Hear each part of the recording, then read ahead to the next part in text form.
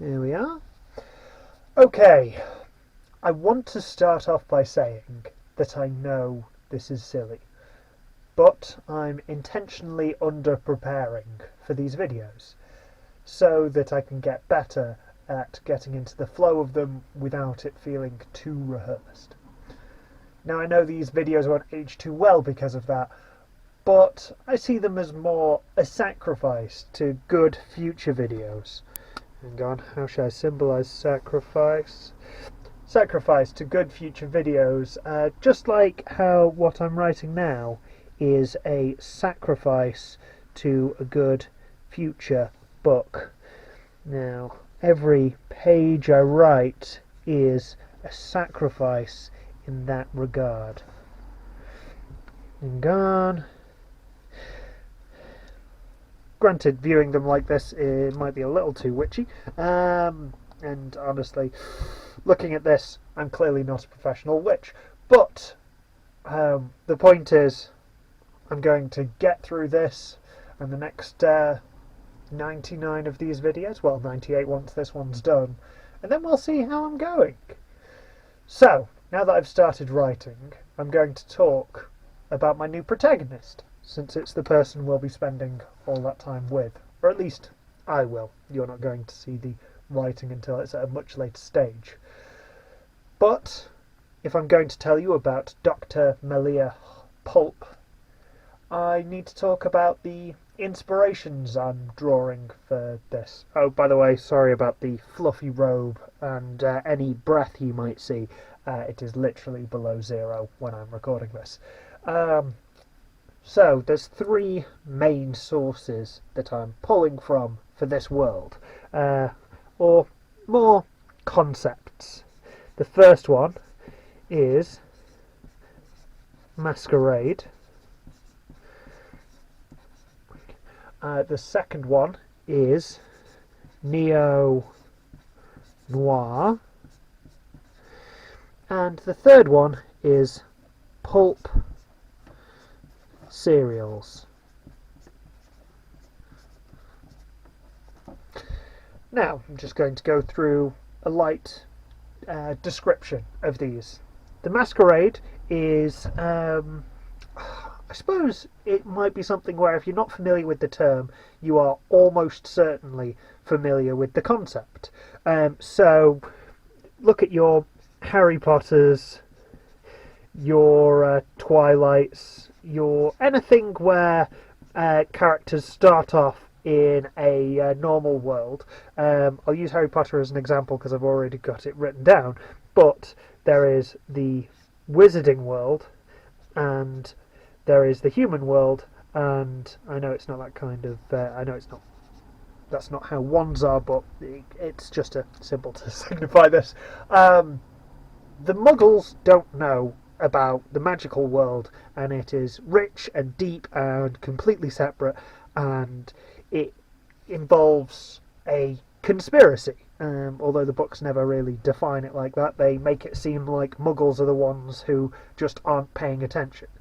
But it's a conspiracy that requires everyone involved to keep their mouths shut about magic, to not show it off in flashy ways, and then as the books progress, or, you know, if I also put Dresden here, as the books progress, things start to happen where things escalate to a point where something will threaten the Masquerade.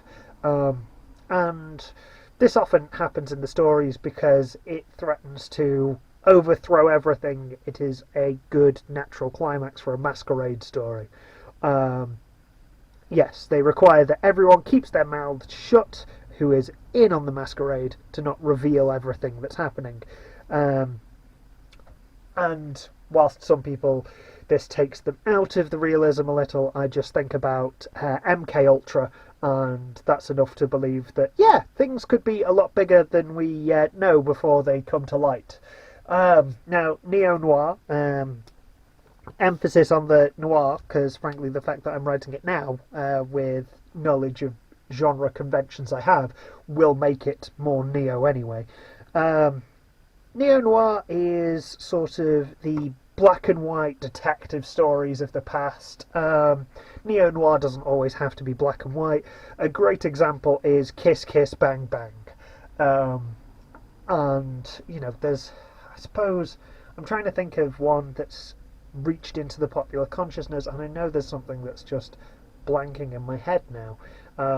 Because, other things popping into my head are like The Singing Detective, which is definitely not something people are too familiar with. Or Brick, again, a movie that is very popular within a small amount of people. And if you are familiar with the Calvin and Hobbes comic series, then Tracer Bullet, that character, is neo-noir. Who Framed Roger Rabbit? There we go, I've managed to think of one that fits into it. Eddie Valiant is a noir-style PI who has to deal with the fact that there are cartoon characters in this world. That's a good enough example for you to at least understand.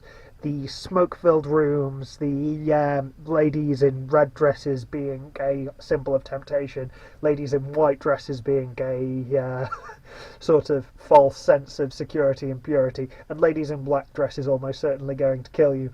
And obviously this is all subverted and inverted, and has been in a lot of modern neo-noir completely broken down. For example, I'm going to have a female protagonist which flies in the face of the old school noir, but doesn't actually. It's not like I'm not breaking new ground with it. I'm just exploring my own space for this story. And the final one, pulp serials, the one that everyone will know is Indiana Jones. Whilst not a pulp serial himself, is very heavily inspired by and gives you that sort of feeling. It's a world where historical accuracy isn't the most important thing. There's also things like The Rocketeer. It's anything that you can imagine a section ending with "next time on," and that's, yeah. Let's see. Beyond that, that's what you need to know for the background, the world that Mal is going to be living in. Doc, to the people who aren't particularly close to her, ties these three together. Again, not breaking new ground by just doing those, but it should make for a fun space to explore. Now, Mal, she's a doctor of archaeology, who has lived in her family home, which is above the family antique shop, for all her life. Her siblings and mother have moved away after her father died, and it's very common in a lot of stories for people to be orphans with absolutely no family until they get the family they discover. I'm not a huge fan of that because the vast majority of people have somewhat, but someone in their 30s having a dead parent isn't exactly straining credulity. Now, she is the keeper of the keys to the family shop, and that's where we pick up with her. But obviously, something has to be exceptional, and with things like Harry Potter, Harry is originally on the Muggle side of the masquerade, and then discovers it as he slowly realises that he is one with the people on the inside, the wizards. Going to the other wizard example, Harry Dresden, he starts out very much within the masquerade, and refuses to take part in it in the way that he's meant to. He's literally got his name in the phone book, and so I'm going for somewhere between the two of those. Mal is aware of the masquerade, but very few people are aware of it. She is one of the only people involved in keeping it hidden, because conspiracies tend to have a longer shelf life the less people need to be in the loop. she's the first one in her family to be a doctor, to have earned this, despite them owning the antique shop. But for the last century, the shop has sold artefacts that they should not have been able to get their hands on. Mysterious artefacts that come from... They are of a certain level of historical significance that Mal herself has had to limit how many of them she's selling on the open market because it raises a lot of eyebrows. So, how is this possible? How does this work? How does this tie into her character? Mal's great-grandfather found a lintel. Just realised that might not be something people are familiar with. So here we are. Here is a door, and a lintel is usually wood, sometimes stone. It goes into the brickwork or building material above the door, reaching out further on either side in order to provide structural integrity if it's in a load-bearing wall. Make sure the thing doesn't collapse, and make sure that the door and door frame are not holding the entire wall up. Not providing a point of weakness. If you live in a country that is prone to earthquakes, the lintels are reasons why doorways are slightly safer than other places. So, this stone lintel that her great-grandfather got his hands on, when it is in place above a door and in its complete form, then that doorway becomes a doorway to another world. Another world that I can talk about further when I'm discussing story in a future one. But this is how it ties into the masquerade. But we're going to go back to Mal for now. So, what do we know about her? Well, she's smart enough to be a doctor. Again, from here. She is good at keeping secrets, which I suppose that could be all three of them, but mostly the masquerade one where it's important. And the nature of a job leads her to be investigative. The fact that she uses the lintel in order to get these artefacts that they shouldn't have their hands on, while the artefacts themselves aren't magical in nature. It brings that and the pulp cereals together. And another thing about Mal, hang on, I'll just put her in the middle here, is she has major problems with authority, which is here, here, here, and also here. I have major problems with authority. It's got me in a lot of trouble over the years. But I just see authority figures as bullies with a infrastructure backing them up, which, as I'm sure you can imagine, has gotten me in a lot of trouble over my life. And some would call it a flaw, but honestly, I don't see it that way, which I think is part of the problem. So the good news is it's going to lead to Mal being a more deeply flawed character, as like that and her being quick to anger with people in authority isn't even going to be the flaw that I think of for her.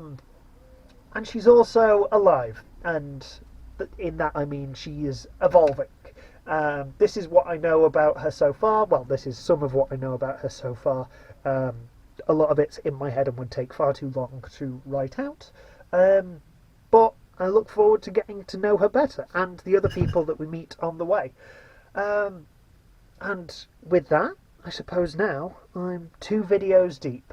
I've had 1 writing session, so that is 2 out of 50, and that is 2 out of 100 for the videos, and 1 out of 100 for the for the writing sessions, and that means I am 3 out of 200, or 1.5% done now.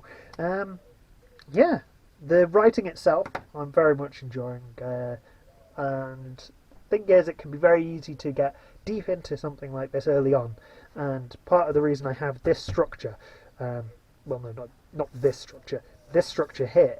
The reason that this structure here is important is because by doing it every single day, I'm checking in constantly, and I made it sound like I'm guaranteed to not miss a day. That's not true. I'm very possibly going to miss a day. But the point is, because I've got this, I can keep on going, I can keep on coming back, and I know exactly where I'm up to if I do miss something.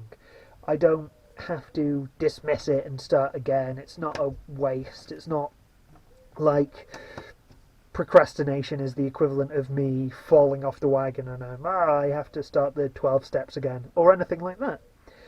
It's that this is constant progress, and though 1.5% isn't much, it's less than a 50th of the way to the end, it's still progress, and I'm still watching it slowly tick up. And I'm happy to be making these videos. I'm grateful for it, and I think that this is something that will be really enjoyable for the new year. So, if you've watched so far, thank you for watching. I hope it's been informative and enjoyable. And, if you have any suggestions for changing stuff like this up, obviously it's very early on, so feel free to let me know in any sort of message you can get to me. And I think that is it for this video, and I'll catch you when I'm 2.5% deep.